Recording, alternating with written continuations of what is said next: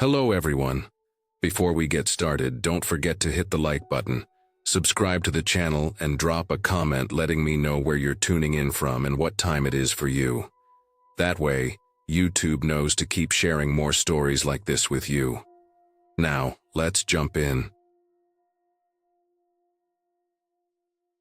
I worked nights as a psychiatric technician in a secure forensic unit, a place meant for patients who had been found not guilty by reason of insanity or were awaiting evaluation after committing violent crimes. The building was an old section of the state hospital, the kind of structure that smelled faintly of bleach and metal, with polished linoleum floors that reflected the overhead lights in long, pale streaks. There were 4 main hallways arranged like a cross, each with reinforced patient rooms along the sides, and a central nurse's station with thick glass windows. The shift began like any other. My job was mostly routine. Make sure the doors stayed locked, patients were accounted for, and no one was trying to harm themselves or anyone else. Nights were usually quiet, especially after midnight when the patients finally settled. Quiet hours were between midnight and 5 a.m. The overhead lights were dimmed to a low yellow glow, the intercoms muted except for emergencies, and the only sounds were the soft hum of the ventilation and the occasional metallic creak from the old building shifting. That particular night, my shift started at 10 p.m. I made my rounds, checked each room, confirmed medications were logged properly, and filled out the early reports. We had 12 patients on the unit, all asleep by around 1 a.m. I remember because I had just finished the last 15-minute check and sat down at the nurse's station with a cup of coffee that had already gone cold. My co-worker had called in sick, so it was just me and one security guard named Reynolds in the control room across the unit. Around 2 a.m., everything was still and heavy with that deep nighttime silence that seems to make every sound sharper. The lights buzzed faintly above my head, and the clock on the wall ticked in slow, even beats. I was writing a progress note for one of the patients when I heard it. The faint crackle of static through the intercom. It was soft at first, just a short burst like interference, the kind that happens when a wire is loose. I glanced at the panel mounted on the desk. The light indicating an active mic was on for the east hallway. I frowned. That hallway was empty, every patient asleep behind locked doors. The static stayed for a few seconds, then faded, replaced by something else, an almost inaudible humming sound. It wasn't clear enough to tell if it was a man or a woman, just a low, rhythmic tune that didn't match anything I recognized. The sound rose and fell, like whoever was making it was swaying or moving closer and farther from the mic. I turned toward the security monitors. Each camera showed its usual feed. 12 doors, all sealed. Motion sensors quiet, the hallway lights dim but steady. No shadows, no movement. Every patient was accounted for on the list beside me. Still, that sound continued. I leaned closer to the intercom panel and pressed the mute button. The humming stopped immediately, the static cutting off like a switch had been thrown. I waited a few seconds listening. The only thing I heard was the soft hum of the air system. I figured it must have been feedback or a wiring issue, maybe interference from the control room. I went back to my paperwork. 30 seconds later, the intercom light flicked on again by itself. Static filled the speaker once more, sharper this time, followed by the same humming but louder. It had changed slightly, the rhythm slower, the sound more guttural, almost vibrating in my chest. It didn't sound like someone humming through a microphone. It sounded like the mic was inside someone's throat. The noise had a wet, intimate texture to it, as if the source was too close, the sound of breath and saliva mixing with the low hum. I felt my skin crawl. The logical part of my brain tried to explain it away. Maybe feedback from a disconnected wire creating tonal noise, or a maintenance fault. But something about that sound felt deliberate. I pushed back from my chair, the wheels squeaking against the floor, and grabbed my flashlight. I keyed the radio to let Reynolds know I was checking the east hallway. He didn't answer, which wasn't unusual. He sometimes took short naps in the control booth. I made my way down the main corridor. my footsteps echoing softly in the dim light. The east hallway stretched out in front of me, lined with identical doors, heavy reinforced steel with small shatterproof windows. Each had a slot for meal trays and a camera above the frame. The humming was still faintly audible through the speakers along the ceiling, echoing slightly in the narrow space. As I walked, the sound grew sharper. It was coming from the middle of the hall where the intercom panel was mounted beside the staff entry door. I stopped halfway down and listened. The hum shifted again, breaking rhythm, like someone catching their breath after exertion. The air felt heavy, thick with that sterile hospital smell mixed with something faintly metallic, like old blood or oxidized metal. When I reached the wall panel, I immediately noticed something wrong. The metal faceplate was hanging off, one side dangling by a single screw. The wires underneath were exposed, frayed, and blackened with dust. The panel looked like it had been pulled open roughly, not by a technician. The humming stopped the instant I touched one of the hanging wires. Dead silence filled the hallway. I stood there for a long moment listening, waiting for it to start again. Nothing. The only sound was the low hum of the fluorescent lights. I reached out and examined the panel closer. The inside was old and rusted, several of the wires cut entirely. The screws were stripped, as though someone had torn it out years ago. I stepped back feeling uneasy and wrote a short maintenance report on my clipboard. I noted the time, 2:19 a.m., and walked back toward the nurse's station, forcing myself not to glance back down the hallway. The rest of the night was uneventful. I finished my paperwork, checked the monitors again, and made my final round at 4:00 a.m. All 12 patients were still asleep.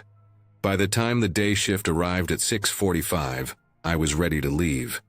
Exhausted but steady enough to explain the incident to the morning supervisor. She made a note to have maintenance check the intercom system.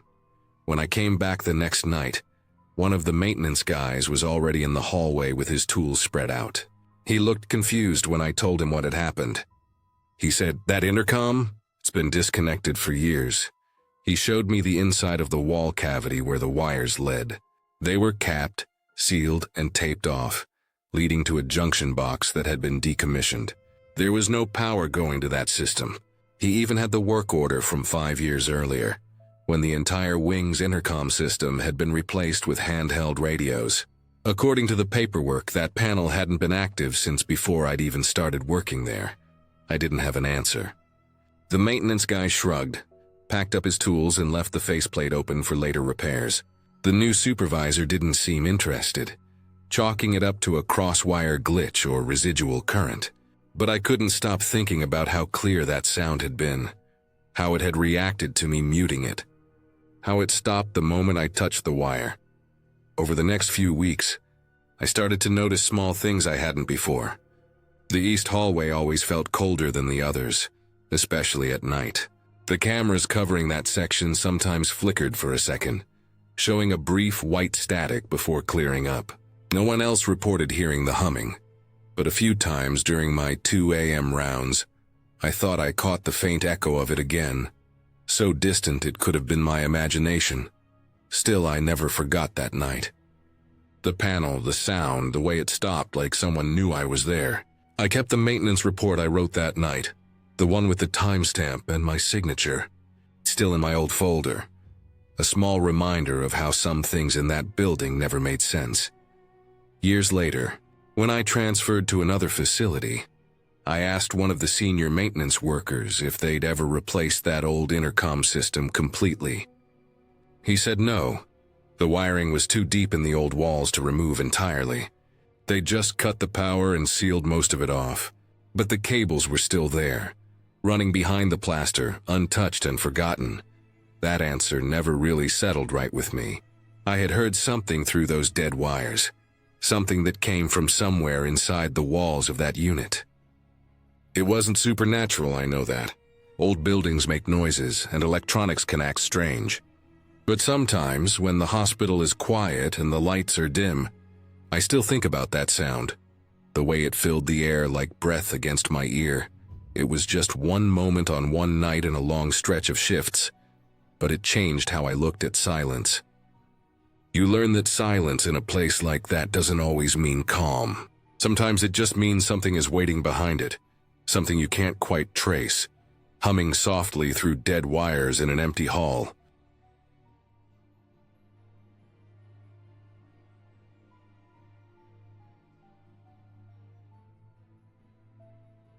In the mid-70s, I worked as a cleaner at Whittingham Hospital, one of the largest psychiatric institutions in the country at the time. I was assigned to the isolation wards tucked away in the farthest wing of the complex. The halls there were always quieter than anywhere else, the air heavy with a kind of stillness that felt unnatural, even for a hospital. My shift started at 5 in the morning, long before the sun came up.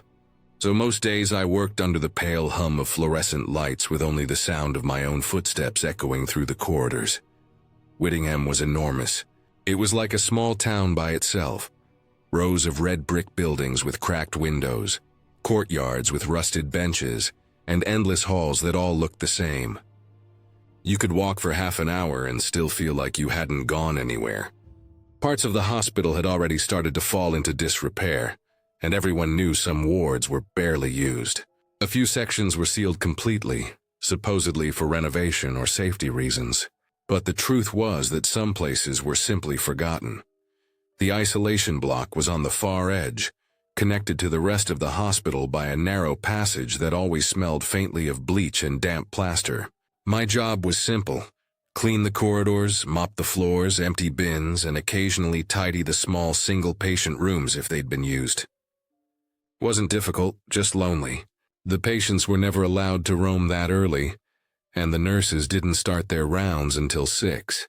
Most mornings it was just me, my cart, and the echo of the mop handle bumping against the bucket. One morning, late autumn, I arrived before dawn as usual. The air outside was cold enough that frost had gathered on the windows, and my breath fogged in front of me as I walked from the main entrance to the isolation wing.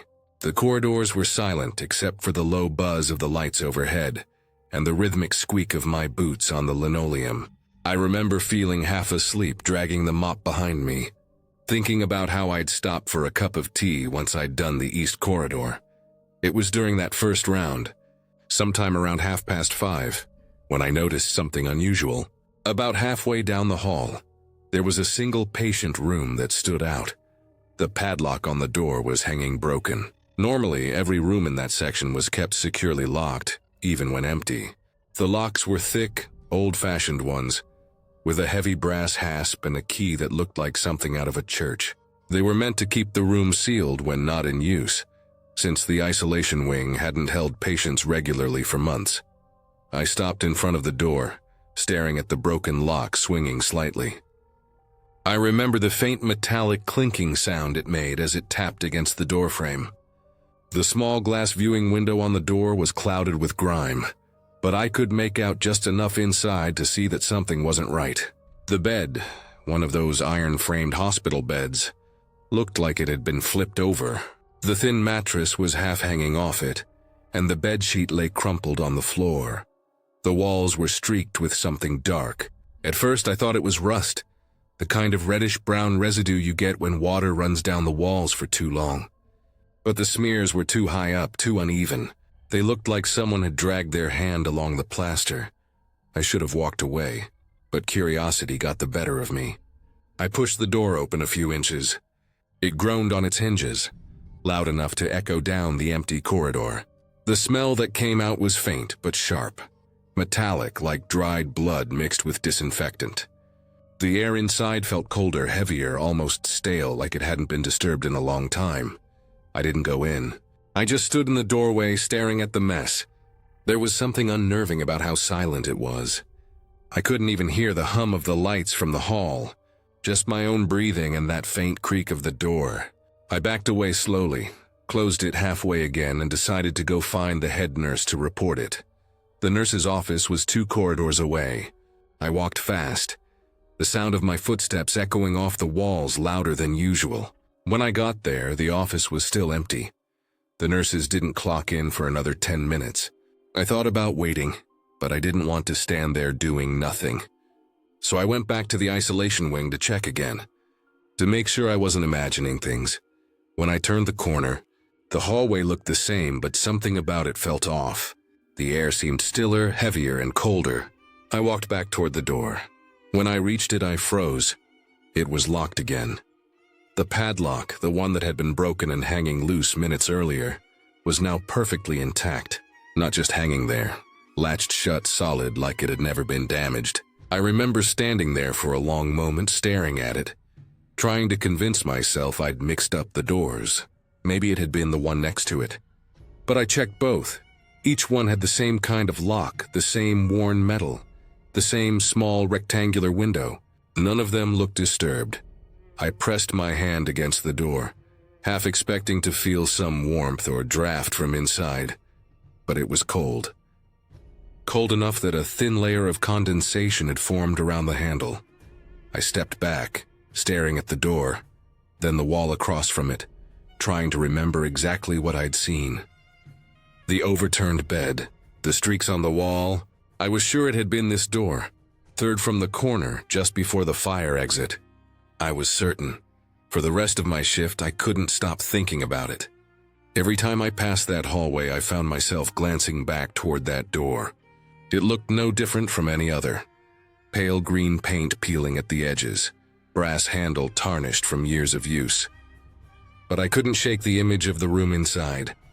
The overturned bed, the smell of something metallic, the sense that it hadn't been touched in a long time.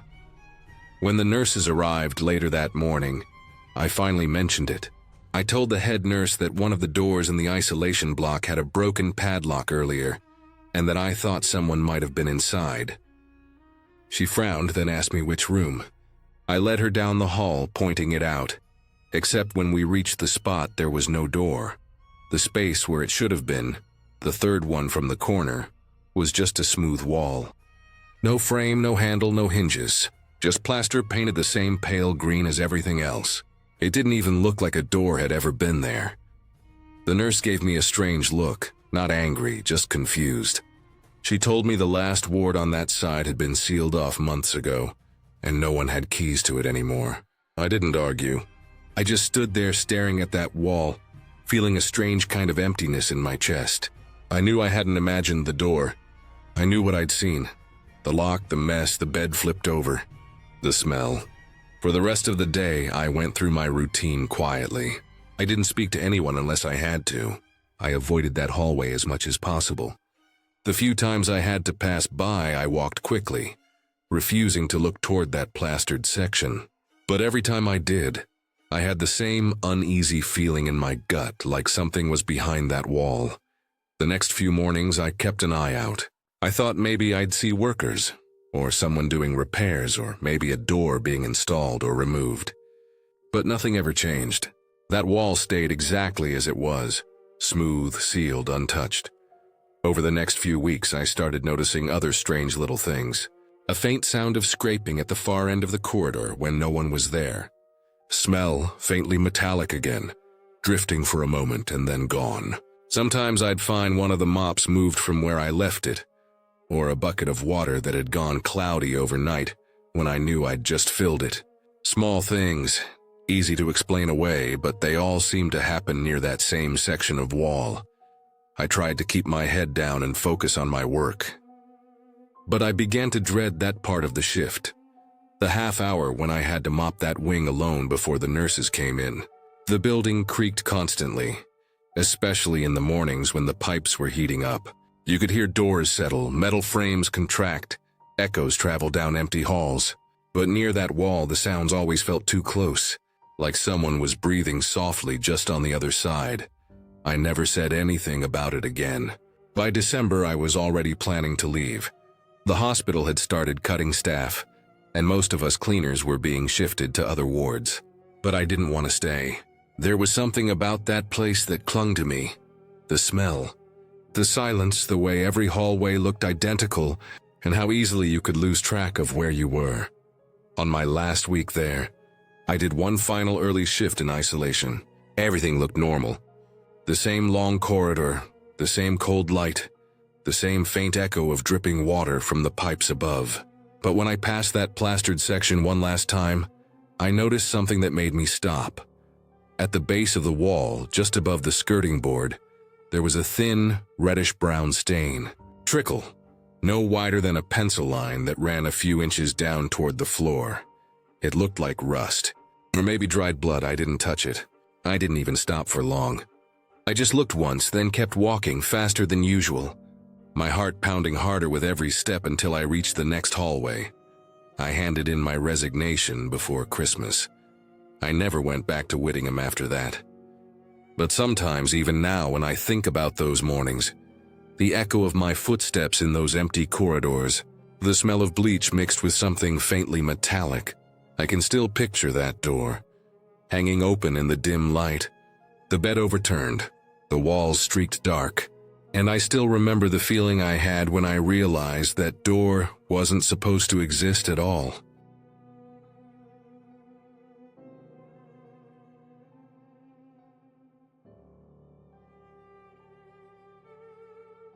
I worked as an overnight security guard at the old Danvers State Hospital just before it was torn down.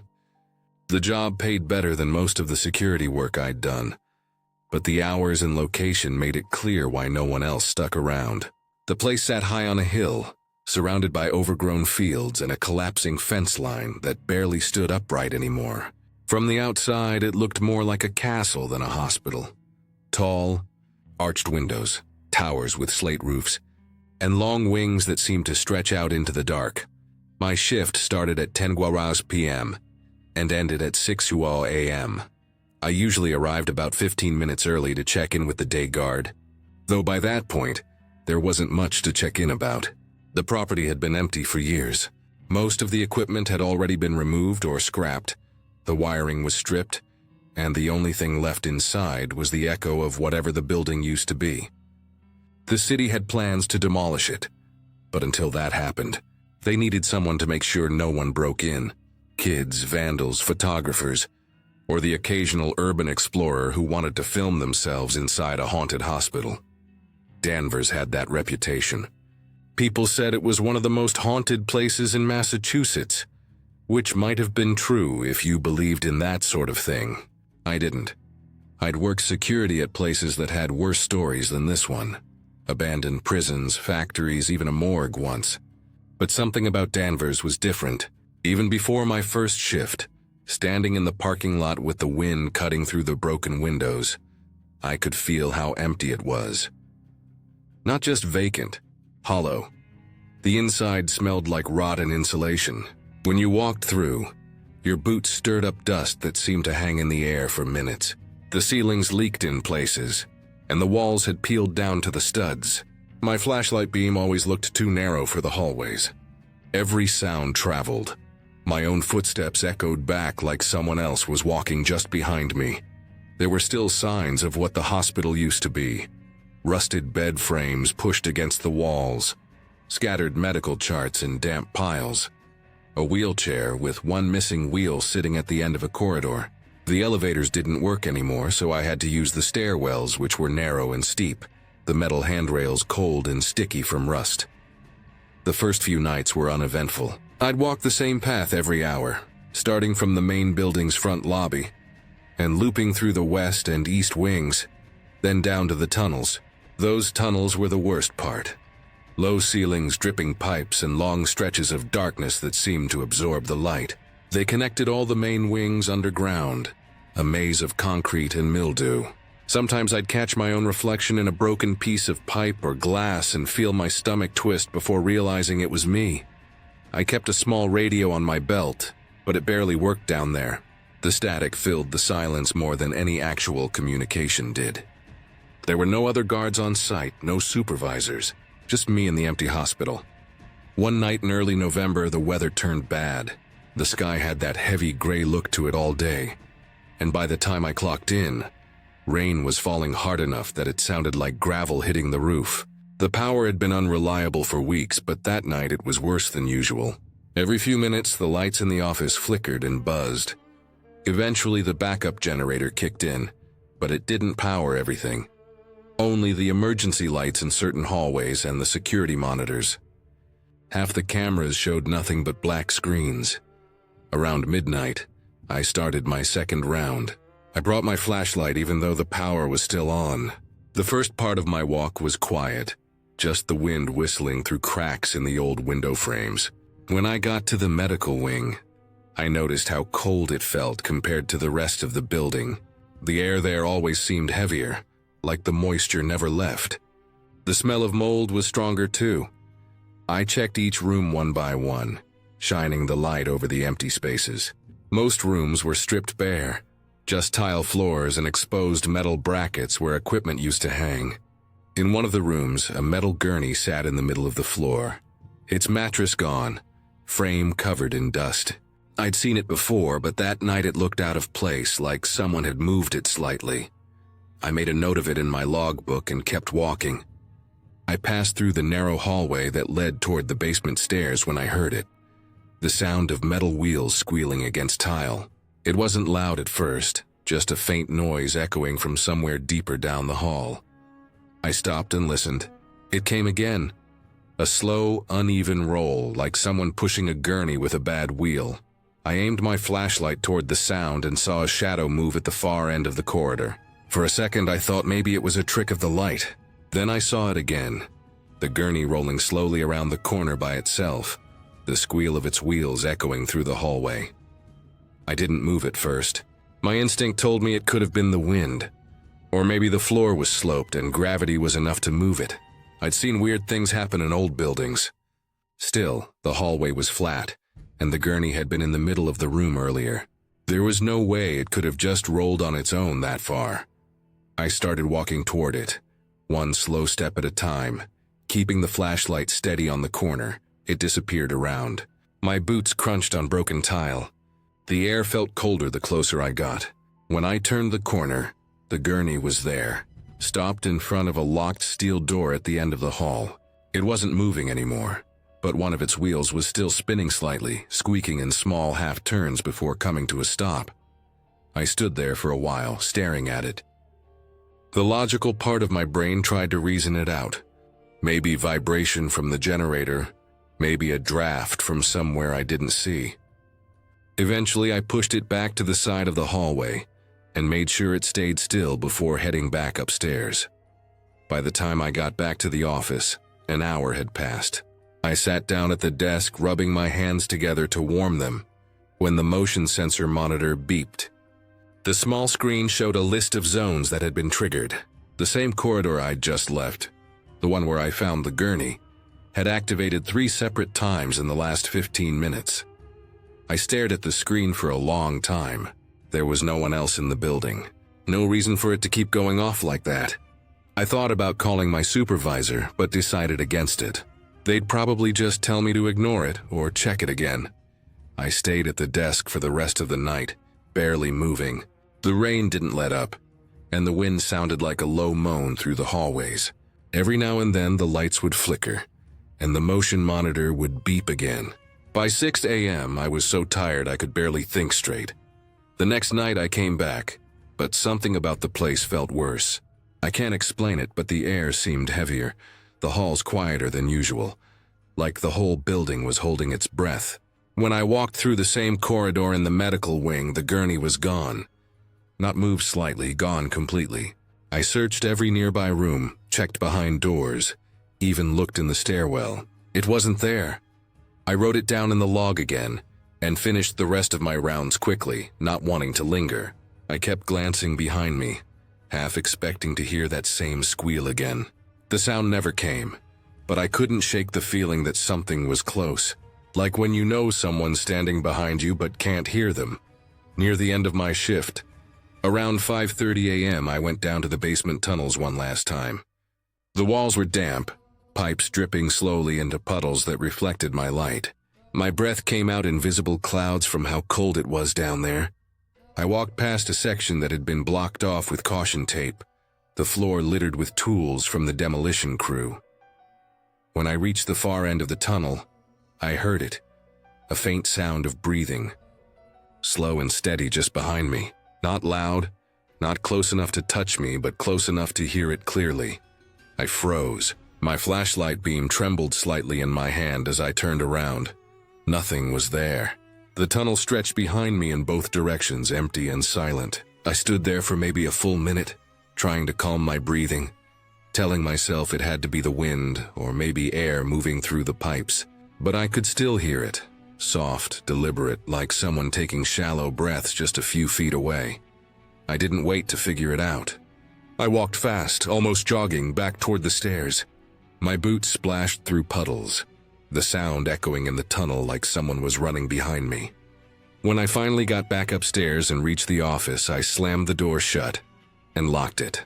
My hands were shaking so badly I could barely hold the key. The rest of the shift, I stayed at my desk, staring at the monitors until the sky outside started turning pale. As soon as my relief arrived, I handed him the logbook and left without saying much. I went home and slept most of the day, but even when I woke up, I couldn't stop thinking about that sound. It wasn't the kind of thing you could explain away easily. I'd heard air moving before, I'd heard animals, pipes, creaks, but this was different. There was rhythm in it, intention. I went back one more night after that. The power flickered again, the same corridors humming with silence. Tried to go through my usual rounds, but when I reached the medical wing, I couldn't make myself go down that last hallway. I stood there for a few minutes, staring into the dark, listening. Nothing. But I still felt it, that pressure in the air, that quiet that wasn't quite silence. I turned around and walked back to the office. Around 3 a.m. I packed my things, filled out my report, and left my badge on the desk. I didn't even wait for my replacement. I just walked out, locked the main door behind me, and didn't look back. 2 days later, I called my supervisor and told him I was done. He didn't ask why. I think most people who worked that job already knew. The hospital was torn down a few months later. They said the structure was too far gone to save, but I think they just wanted to bury it, erase it. Every time I drive past the hill now, I can still picture the old building sitting up there, empty windows staring down at the road, holding in all that silence. Sometimes late at night when I can't sleep, I remember that faint sound of breathing in the tunnel. I tell myself it was the wind or maybe just my imagination, but deep down I know it wasn't. There was someone or something down there that night, something that had been waiting in that darkness long before I ever showed up. And even though the hospital's gone, I can still hear it in my head if I think about it long enough. Slow, steady, too close to forget.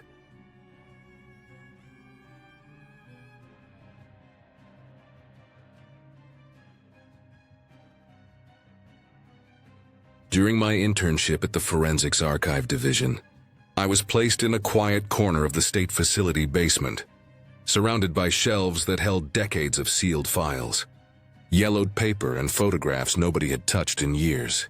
The air down there always smelled faintly of dust and old plastic, and the fluorescent lights hummed constantly, flickering every few minutes just enough to break my focus. My supervisor barely came down.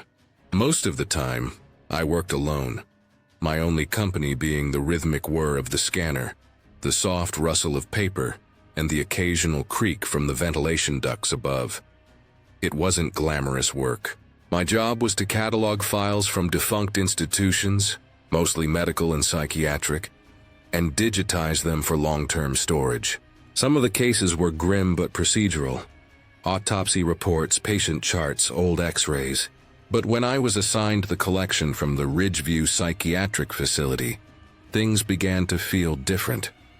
Ridgeview had closed in 1987 under vague circumstances. From what little I found online, there were rumors of malpractice, missing patients, and some kind of internal audit that went wrong. Nobody ever explained the details publicly. All that remained were boxes, about 15 of them, labeled with typed stickers and stamped with the hospital seal. My task was to catalog them, tag each item, and scan what needed to be archived.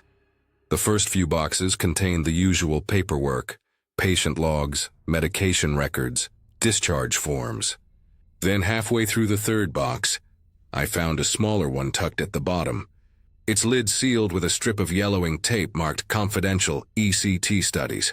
At first, I assumed it was standard electroconvulsive therapy research material. Back in the 70s and 80s, ECT was controversial but widely used.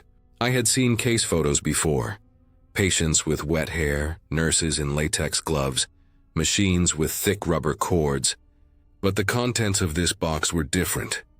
Inside were black and white photographs, hundreds of them, organized in neat envelopes.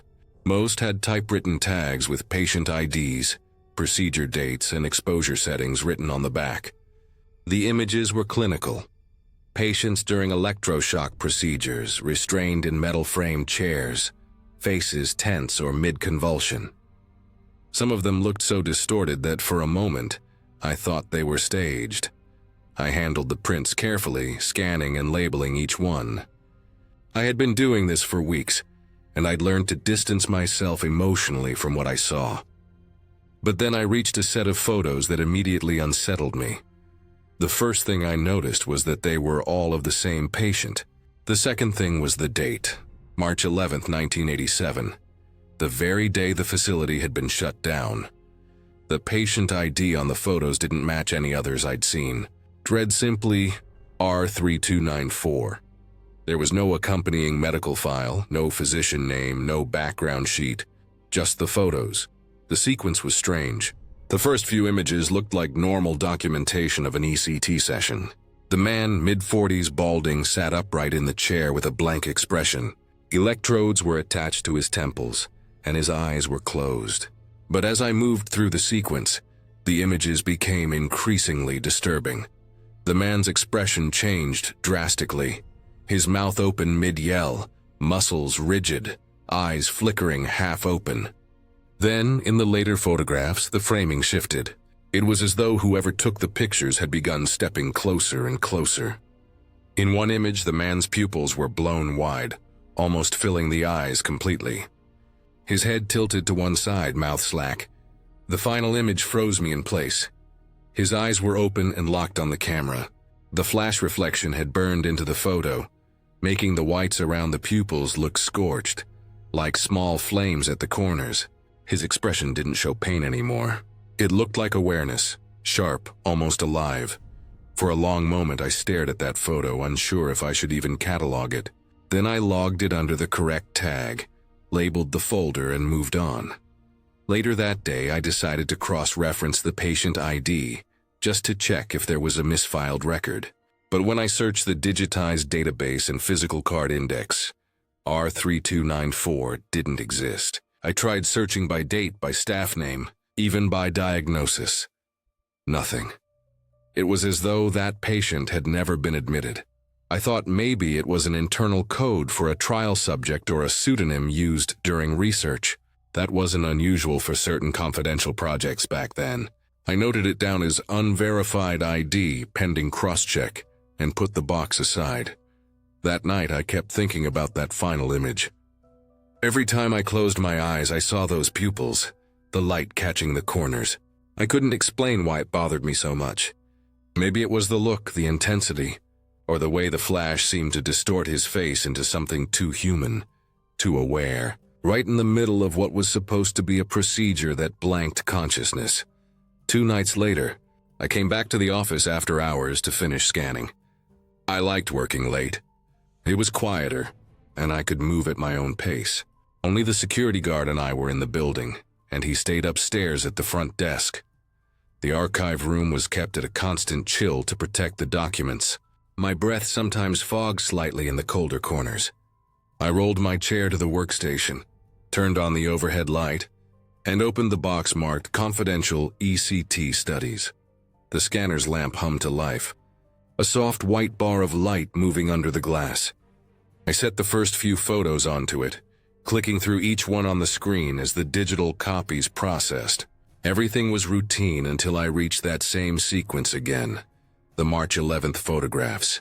The first few scanned normally. Then, as I placed the last photo, the one with the man's wide eyes, the scanner light flickered mid-scan and froze halfway through. The computer screen glitched. The scanning progress bar stopped moving. For a second I thought the machine had crashed. But then the display changed. Instead of the half-scanned photo, the screen showed what looked like a grainy live image feed of the room itself. My workstation, the shelves behind me, the dim light flickering above. It took me a few seconds to realize what I was looking at. The webcam on my monitor wasn't even on. The angle of the feed didn't match its position. It was lower, as if coming from the scanner itself. Then I noticed it. In the frame just behind my chair stood a dark shape, human-sized, unmoving. The outline was faint but distinct enough to see shoulders, a head tilted slightly forward. I froze, staring at the monitor. I didn't turn around right away. The air in the room felt heavier, the kind of tension that builds before a sound you know is coming but hasn't yet. Slowly, I turned my head. There was nothing behind me. Only the shelves and the open aisle. My pulse was pounding in my ears. I looked back at the screen, still frozen on that image, still showing the dark outline behind my chair. I unplugged the scanner immediately. The feed vanished. The screen went black. After sitting there for a long moment, I forced myself to finish logging the files. I told myself it was a glitch. Maybe some corrupted frame or artifact from the photo itself. Old scanners sometimes pick up strange reflections from glossy paper. But when I checked the saved folder later, I noticed something that made me stop again. The file for that final photo had saved successfully, but the thumbnail wasn't the same as before. It wasn't the image of the patient's face. It was the frame from the live feed, showing the back of my chair and the dark shape standing there. The timestamp matched. The exact time I was scanning, I didn't tell anyone. I deleted the file, reformatted the scanner drive, and rechecked the equipment logs. Everything seemed normal afterward.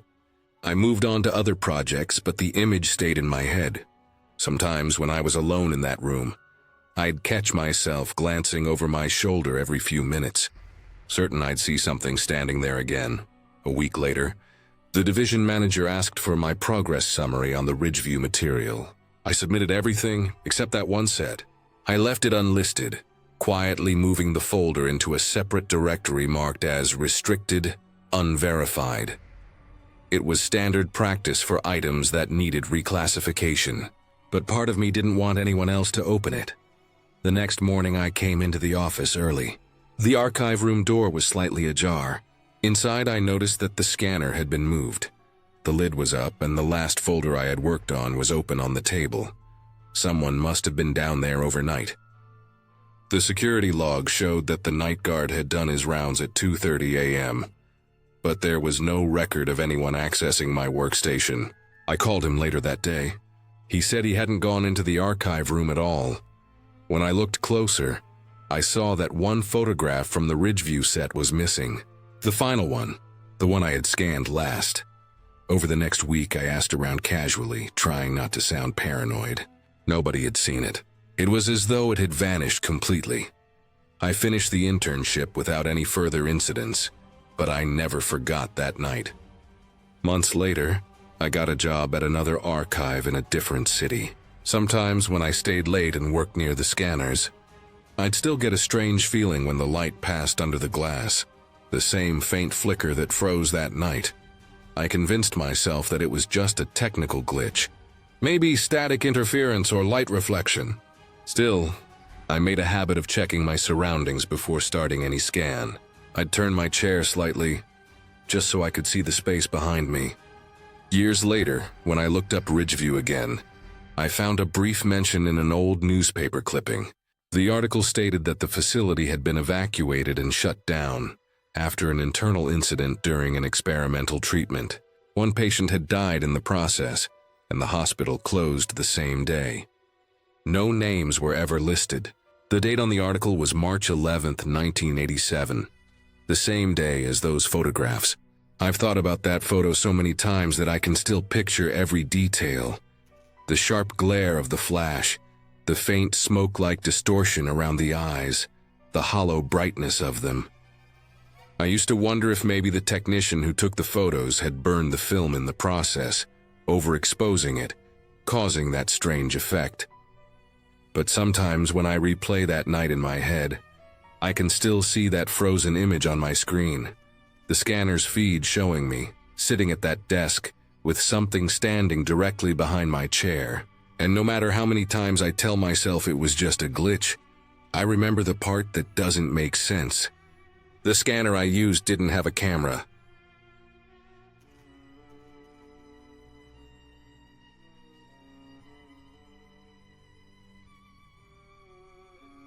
When I was studying urban exploration photography, I had this obsession with abandoned places. I wanted to capture the kind of silence that sits heavy in forgotten buildings, the stillness that feels alive in its own way. Norwich State Hospital had been on my list for a long time. It was one of those places that drew photographers, thrill-seekers, and vandals alike. Built in the early 1900s and shut down in the mid-90s, most of it was falling apart, but a few parts were still standing. Ward F was one of them. It was a humid Saturday in August when my friend Mark and I decided to go. The air felt thick even before we reached the property. We parked on a side road just outside the main gate, partly hidden by trees. The hospital complex sat in a wide stretch of overgrown land, the grass waist-high in some spots. Broken streetlights lined the cracked driveway leading to the main building. Even from a distance, it had a kind of presence, massive, rotting, but still holding its shape. We got there around 3:40 p.m. The sun was still high, and I remember thinking the light was perfect for the photos I wanted to take, soft enough to filter through the broken windows, bright enough to catch detail. Mark carried the tripod, and I had my camera, a backpack with extra batteries, and a flashlight just in case. The first floor was mostly collapsed. The hallway we entered smelled like mold and dust, with the faint chemical scent of old paint and something metallic underneath it. The wallpaper was peeling in long curls, revealing the dark plaster beneath. Every footstep echoed even though we tried to move quietly. Some of the rooms still had beds with twisted frames and mattresses so decayed they looked melted. Ward F was on the far side of the complex, one of the only sections that hadn't completely given way. We had to climb over a pile of bricks and twisted metal to get to the corridor that led there. It was strange. Inside, the air felt heavier, almost damp. The ceiling tiles sagged, and water dripped occasionally from somewhere above. It made small puddles that reflected the light from the broken windows. We reached the stairwell that led to the second floor. The metal steps were rusted but still sturdy. I remember the sound of them creaking under our weight, like the whole structure was groaning at our presence. When we reached the top, we entered a hallway lined with half-open doors. Each led to a small room. Some had sinks, others just bare walls and old restraints on the floor. Then we saw them, the restraint chairs. They were lined up against the far wall in a long, narrow room with tall windows that let in thin beams of light. The chairs were rusted metal frames with cracked leather straps.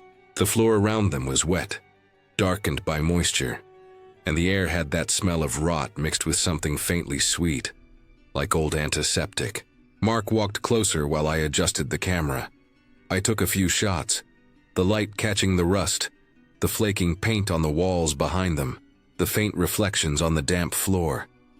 Everything about the place felt frozen in time. Mark made a joke about sitting in one of the chairs, but I didn't even react.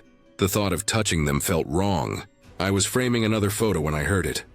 A metallic slam, sharp and sudden, from somewhere down the hall. It sounded like a heavy latch or door closing, loud enough to echo through the whole floor. Mark and I both froze. The sound had that kind of final weight to it, like something being sealed shut. We waited for a few seconds listening. Nothing followed. Then I noticed it, a faint tapping. It was rhythmic, light, but distinct. Tap, pause, tap, pause. It sounded like nails or metal against a railing. I couldn't tell where it came from at first, just that it wasn't far. My stomach dropped and I felt every muscle in my back tighten. The sound was getting closer, slow but steady, echoing unevenly down the hallway. Mark looked at me and without saying anything, we both started moving. We turned toward the stairwell, trying to stay quiet, but the floorboards creaked under our boots. The tapping didn't stop. It seemed to follow us, echoing faintly but clearly. It wasn't fast, it was deliberate, like someone dragging something along the wall as they walked. We reached the stairwell, but the moment Mark tried the door at the bottom, it didn't budge.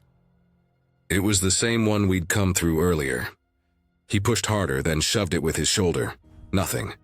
The frame must have shifted or rusted tight. I remember the sound of our breathing filling that stairwell. Sharp, uneven, desperate. The tapping grew louder, closer now. It was on the same floor we were on. I didn't look back. I grabbed Mark's arm and pointed toward a window halfway down the hall. The glass was already broken. He didn't argue. We climbed out one after another, landing on the gravel below. Outside, the air hit me hard. Warm, wet, and real. I turned back to look through the window we'd escaped from. The hallway inside was empty. Just the long stretch of shadows and the faint beam of light from where the sun cut through the window at the far end. Nothing moved. No sound followed us. We didn't talk on the way back to the car. The silence felt heavier than anything we'd heard inside. Later that night, I went through the photos. I always sorted them in batches, checking exposure and focus before organizing them. Most were just what I expected. Rooms, peeling walls, the restraint chairs. The light had caught the rust in a perfect way. But when I reached the set I'd taken near the stairwell, one photo made me stop. It was the shot right before we ran. The frame showed the stair railing. The light from the window fell across it, catching every fleck of rust. And wrapped around the railing just at the edge of the frame was a hand. It looked human. Pale, thin, the skin almost translucent. The fingers were curled around the metal, and the veins stood out faintly against the light. The hand was in perfect focus, clearer than anything else in the picture. Neither of us had been near the railing then. I knew that. I had been in the room with the chairs, and Mark had been behind me, facing the same direction. The angle didn't make sense. It was taken from slightly below, like someone had been standing halfway down the stairs. I zoomed in again and again, studying it. There were small marks on the railing beneath the hand, scratches maybe from nails or a ring. The more I looked, the more I noticed how tightly the fingers seemed to grip, like whoever it was had been holding on hard. I called Mark later that night, told him what I saw. He didn't want to look at the photos, said he'd had enough of that place. He deleted everything he'd taken that day. I didn't. I kept mine even though I stopped showing them to anyone. For days after, I couldn't stop thinking about that sound, the slow, steady tapping that had followed us. The way it seemed to echo off every wall like it was moving with purpose. I started wondering if maybe someone else had been in there. Maybe a squatter or another explorer. Norwich was known for that. People lived in those buildings sometimes, hiding from the world, drifting from one place to another. But even if that was true, there's something that still doesn't sit right. The hand in the photo, it wasn't dirty or rough like you'd expect from someone living there. It looked preserved, like it hadn't been exposed to the same decay around it. A few weeks later, I went back, not inside, just to the edge of the property. I stood near the fence, staring at the same windows. The hospital was quiet, the only sound the wind moving through the weeds. For a moment, I thought I saw something shift behind one of the upper windows, just a flicker of movement. But I didn't go closer. Sometimes I still look at that photo. It's buried in a folder on an old hard drive, the kind I never use anymore. Every time I open it, I feel the same thing I felt that day in the hallway. The weight of air that doesn't move. The silence that listens back. There's probably an explanation. Maybe someone had followed us inside without us realizing. Maybe the hand belonged to another explorer hiding in the shadows. Someone who didn't want to be seen. That makes sense. It's the only thing that makes sense. But sometimes, late at night when I'm editing new photos, I'll hear that sound again in my head. Soft, measured, and patient. Tap, pause, like it's waiting somewhere, reminding me that not every image we take captures what we think it does. Some of them catch the things we weren't supposed to see.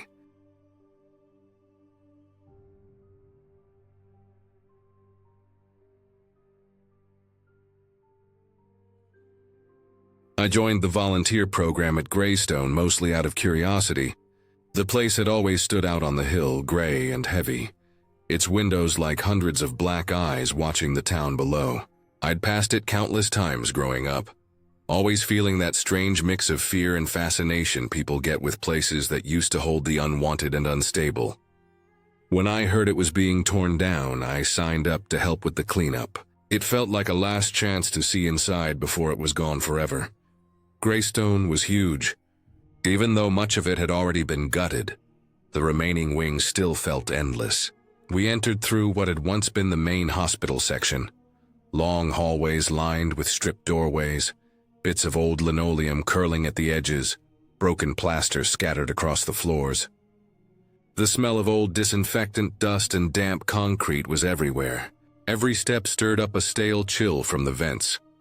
There were about a dozen of us in the group that week, mostly local volunteers, a few architecture students, and some contracted maintenance guys whose job was to check the structure before demolition crews came in. We wore masks and gloves, hauling out old furniture, broken equipment, and debris that had collected for decades. Most rooms were already empty except for rusted bed frames, bolts on the floors, and peeling numbers over the doors. By the third day, we'd cleared 2 wings. Only the north section was left, the one that hadn't been touched for years. The paint there had blistered off the walls. The floors were slick with grime and the smell was different, heavier, almost metallic. The air felt still, too still, as if the place hadn't been opened in years.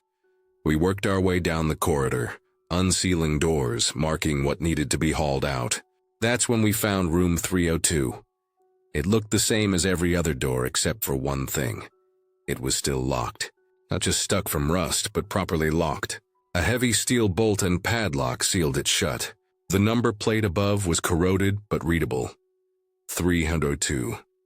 Someone had circled the number with chalk years ago and written "Do Not Open" in faint letters beside it. At first, nobody paid it much attention. We figured maintenance had marked it off for safety reasons. But later, during a short break, one of the crew, a guy named Harold who'd been working there since the start of the renovation, said he didn't remember any official note about that room. There wasn't anything on the list about it being off limits. Curiosity got the better of everyone. When the maintenance guys finally cut through the padlock later that afternoon, the air that came out was thick and stale, like opening a tomb. Dust swirled up in the beam of my flashlight. The room looked completely untouched. Unlike the others, it still had a hospital bed bolted to the floor. The restraints were still clipped to the sides, the leather dried and cracked with age. An old IV stand leaned in the corner, and against the far wall hung a single calendar. Its pages stiff and yellow. It was turned to October 1996. The date circled in red ink was the 17th. Everything else about the room seemed ordinary for what it was. No sign of anyone having been there in decades, but that one detail caught everyone's attention. The calendar, the bed, the restraints, the silence of it all. The walls, though, were the worst part. Every inch of plaster around the bed was scratched with short vertical lines, hundreds of them, maybe thousands, grouped neatly in sets of 5. They ran in rows, covering nearly half the wall, dense enough in places to have carved grooves into the plaster. I remember shining my light on them and realizing how uniform they were. Each mark was about the same size, same depth, as if whoever made them had done it patiently day after day. Nobody said anything for a while. We just stood there breathing through our masks, staring at the walls.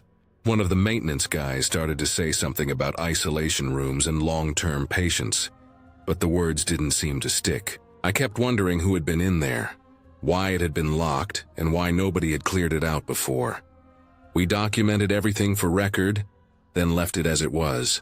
There was talk about contacting administration before removing anything. That night, I couldn't stop thinking about the room. When I finally fell asleep, I dreamt I was standing in the hallway outside 302. The door was closed, but I could hear something inside. It was faint at first, the sound of someone breathing. Then came the counting, a slow, hoarse voice whispering numbers barely audible, dragging each one out as if it took effort to say them. I couldn't tell what number it was on, only that it kept going, slow and uneven, with pauses in between like the person was struggling to remember how to count at all. I woke up suddenly, drenched in sweat, the sound still echoing faintly in my ears. My room was dark, the kind of quiet that makes you feel like the air's too thick to breathe. I sat up for a long time trying to shake it off. It felt stupid to let a dream get to me like that. I told myself it was just my mind replaying what I'd seen that day. All those marks on the wall, all those sets of 5, like some patient had counted their way through the years. The next morning, I got to the site early. The building always looked worse in daylight. The sun didn't brighten it. It just made the cracks and stains clearer, the shadows deeper in the corners. When I went back down the north corridor, I noticed the door to 302 was still open. A couple of the others were already there, standing just outside the doorway, not saying anything. When I looked inside, the calendar had changed. It was still the same one, same faded pages, same pin holding it to the wall, but now it was turned to October 1997. Nobody admitted touching it. None of us had been assigned to that room since yesterday. We all swore we hadn't been there overnight. But the page was flipped, cleanly, as if someone had just turned it forward. There was something about that small change that got under my skin more than the scratches ever did. It wasn't a big dramatic thing, just a page flipped forward a year. But it made everything feel wrong. I checked for drafts for any way the page could have moved naturally. There wasn't one. The window was sealed with decades of paint. The air vent was clogged. There was no sign of animals or people sneaking in. The supervisor told us to photograph it again for record, and not to overthink it. I tried to go along with that, but I couldn't shake the unease. The rest of the day, I kept glancing back toward that hallway. Every noise, every creak or drip of water from the pipes had made me tense. That night, I dreamt again. Same hallway, same closed door, same slow breathing behind it. But this time I could hear the numbers clearly.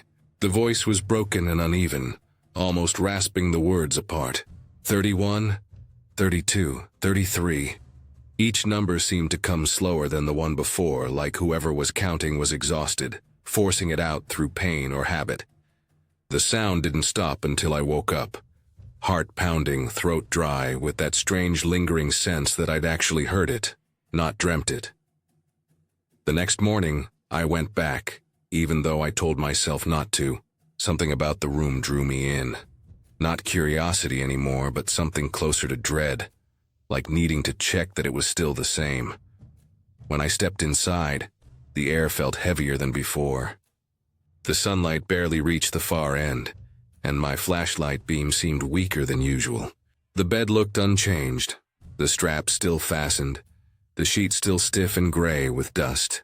The wall of tally marks looked the same too, except for one small difference. There was a fresh set. Not obvious at first, but when I compared the photos we'd taken, I could see them. 5 new lines carved into the plaster near the corner, faint but cleaner than the rest. I tried to explain it away. Maybe one of the other volunteers had scratched it as a joke. Maybe some of the dust had fallen off, making old marks look fresh. But when I looked closer, I could see flakes of plaster still clinging to the bottom edge of the cuts. Fresh. I didn't tell anyone. I just backed out quietly and went to another section to work. Every sound in that building, every footstep, every shifting echo felt sharper after that. By the end of the week, 302 had been sealed off again.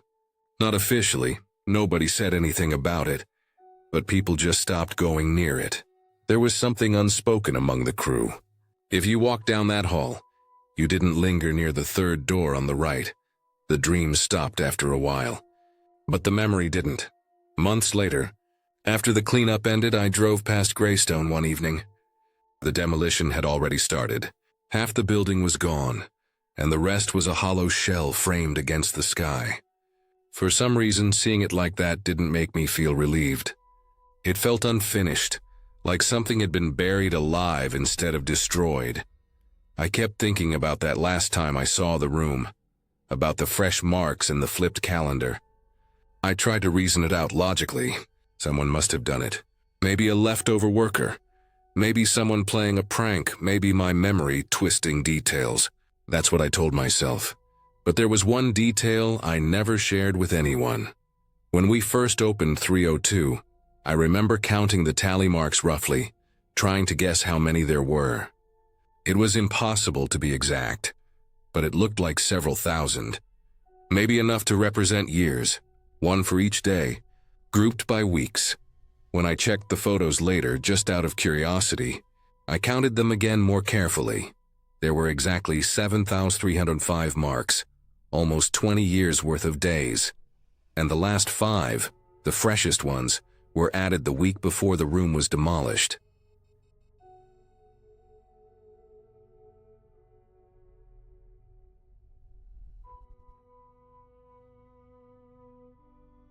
I was a contractor, the kind who got called in when a building was too dangerous or too far gone for anyone else to touch.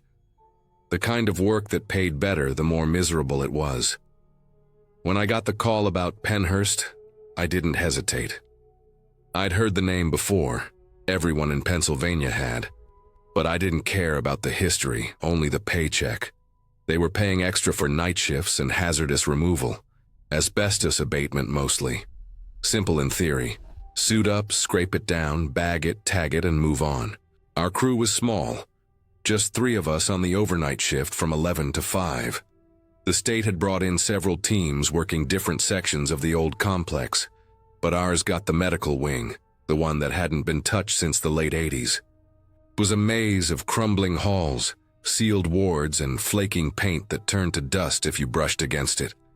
The lights barely worked, and half the time we ran off portable lamps set on old rolling carts. The air was heavy, thick with the smell of mold, plaster, and something else, an old hospital scent, the kind that gets into your throat. Every doorway had colored tags taped to the frames, green for cleared, yellow for partial clearance, red for restricted. The red tags were everywhere down our section, which made sense since we were the first to go in. The tags had dates scrawled on them, some as recent as a few months earlier, some decades old. The building was being prepped to reopen part of it as a museum, or maybe a tour site, so the contractors were trying to make it safe for the public. One night, about halfway through our shift, I was working near the end of the corridor. It was quieter there, past the rooms where we'd already stripped out the insulation. My lamp threw a pale circle of light down the hallway, and the sound of my own breathing filled my respirator. I remember the smell most of all. It was metallic, like rust or blood, something sharp that caught the back of my tongue. At the very end of the hall was a red-tagged door with faded paint and stenciled letters across the top. Medical Storage C4. Underneath, a smaller label had been slapped over it reading, "Do not enter, sealed 1984. The lock was corroded and fused in place, the kind that hadn't been touched in decades. Normally, we'd skip over anything marked like that. It wasn't in our scope, but there was a faint sound coming from behind it. A soft dripping, rhythmic and slow, echoing through the crack at the bottom. Our supervisor told me to check for leaks since standing water meant contamination risk. So I hauled one of the lamps closer, clipped it to a cart, and crouched by the door. The hinges were coated in a dull, reddish corrosion. The metal handle snapped when I twisted it. I used a crowbar to pry the latch. It didn't take much. The wood had rotted around the screws. When it gave way, a rush of air came out, stale and oddly cool.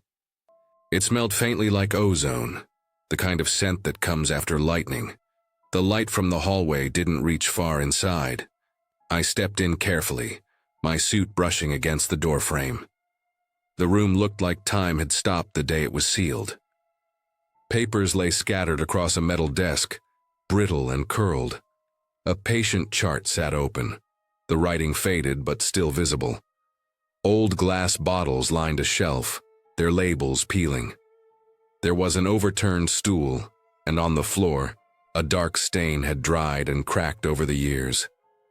In one corner, a sink dripped steadily, the sound that had drawn us in. The faucet was caked in rust, the basin streaked with what looked like black residue. It might have been mold, or it might have been something chemical. The walls were gray-green, with patches of insulation bursting through holes in the plaster. The air made my skin crawl, though I couldn't explain why. It was colder than the hallway, as if the room was holding its breath. I didn't stay long. I documented the leak with a small camera, made a note for maintenance, and sealed the door again with tape from my kit. When I stepped back into the hallway, I noticed the inside of my face shield had fogged up.